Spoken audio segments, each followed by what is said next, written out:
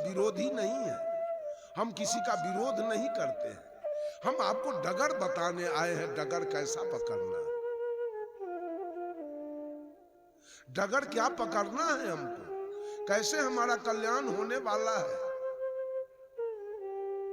हिंदू पक्ष भी आपके सामने मैं रख दिया, मुसलमान पक्ष भी रख दिया, सिख पक्ष भी रख दिया, ईसाई पक्ष भी रख दिया। चारों पक्ष आपके सामने है और कबीर का पक्ष अलग मैंने आपके सामने रखा।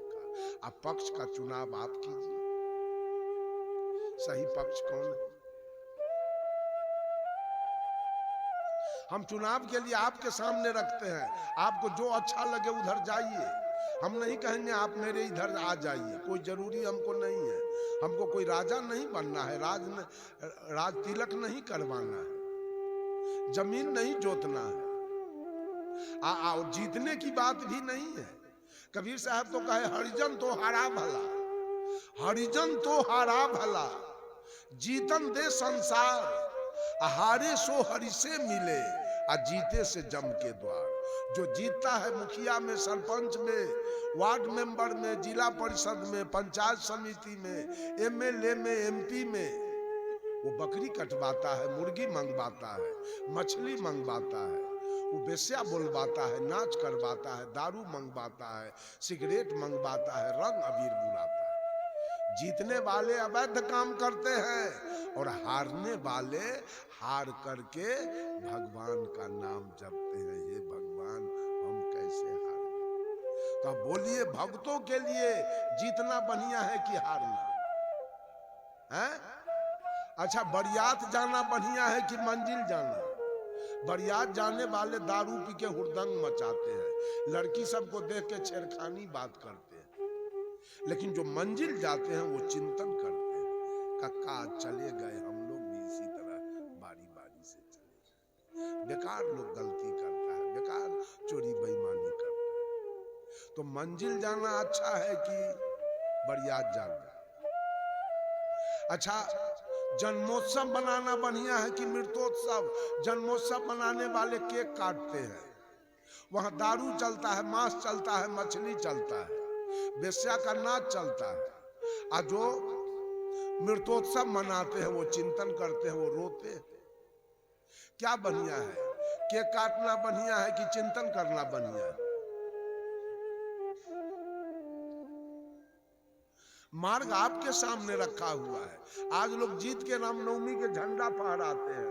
झंडा फहराना क्या है? रामनवमी के अहंकार का प्रतीक है कि हमारी जीत हुई, इसलिए मैं झंडा फहरा रहा हूं। अहंकारी लोग बच पाएंगे, स्वर्ग जाएंगे कि नरक? अहंकारी को क्या होगा?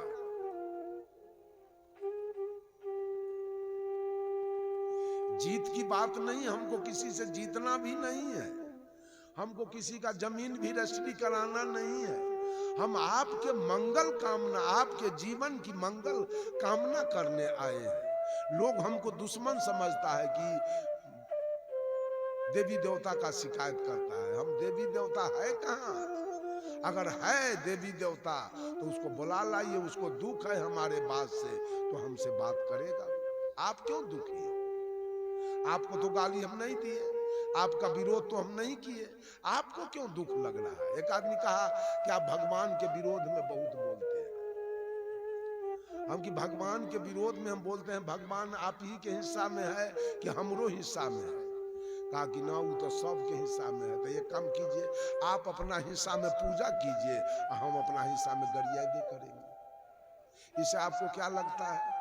आप अपना गाय के खिलाइएगा तो आपको दूध देगी, हम अपना गाय को सुटियाएंगे तो हमको लठार मारेगी। तो इससे आपको क्या बिगड़ रहा है? बोलिए, आपका क्या जा रहा है इसमें? न कहिए भगवान सोल्हो ना हमरे हिस्सा में है।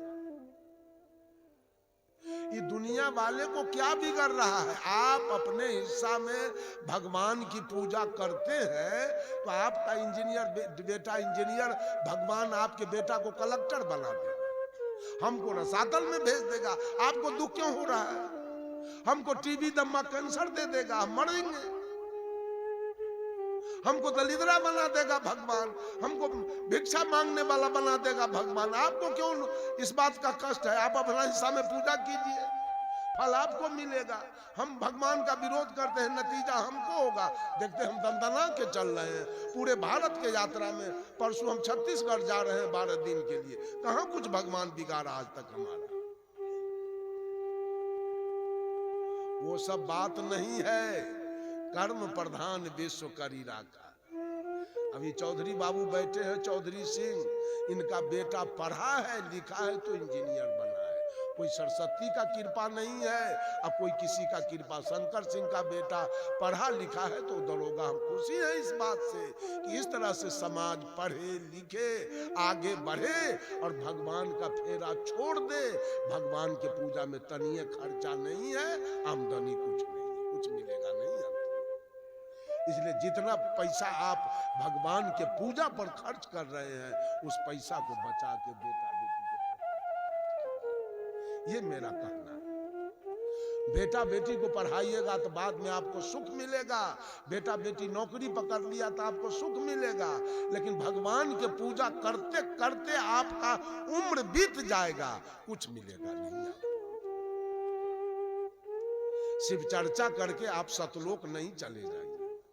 शिव चर्चा करके आपका बेटा इंजीनियर नहीं बन जाएगा। एक गांव में गए तो महिला शिव चर्चा कर रही थी और कह रही है अनलीगल बात कि एक दिन शिव गुरु एक गरीब शिष्या के यहां रात में पहुंच गए। वो बिल्कुल गरीब थी। शिष्या से कहे कि आज तोरे यहां रहेंगे हम। तो शिष्या कही बाबा हमरा न खटिया है, न चौकी है, न पलंग है, रहिएगा सोइएगा कहाँ।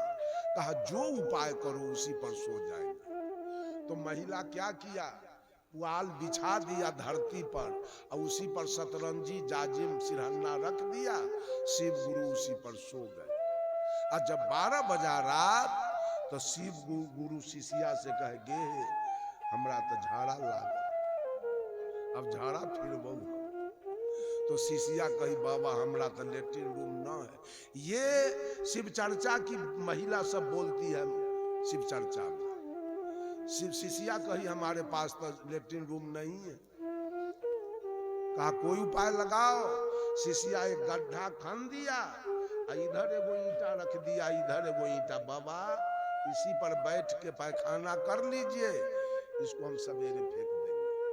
शिव गुरु जो गए पैखाना करने से बाबू हो बाबू, खाली सोने चांदी न झाड़ा फिर। अब शिष्या के तो धन के ठिकाना, तो जेकरा सबके धनवान बने के होए उस शिव गुरु से अपना अपना घर में झाड़ा फिरवा ले, धन के कोई ठिकाना। बेटा के पढ़ावे लिखावे के की जरूरी है। शिव गुरु जहां झाड़ा फिरला की बस की जरूरी पड़ते बेटा बेटी के पढ़ा के इंजीनियर डॉक्टर और दरोगा इंस्पेक्टर बनाने के। हमारा जहां बैठ है समस्तीपुर जिला में, गांव का नाम है भादो घाट। वहां भी गोढ़ी का समाज बहुत बड़ा है। वहां के गोढ़ी लोगों का टाइटल है चौधरी। 2 चौधरी का बेटा 1 महीना पहले दरोगा में ज्वाइन किया है। दोनों अभी थाना में दरोगा है। पढ़ा लिखा तब ना। एक चौधरी का बेटा सिविल सर्जन समस्तीपुर में अभी है, उसका नाम है प्रभंजन चौधरी, समस्तीपुर में सिविल सर्जन हुआ है। फुलेंदर चौधरी के बेटा है। पढ़ा लिखा तब तो।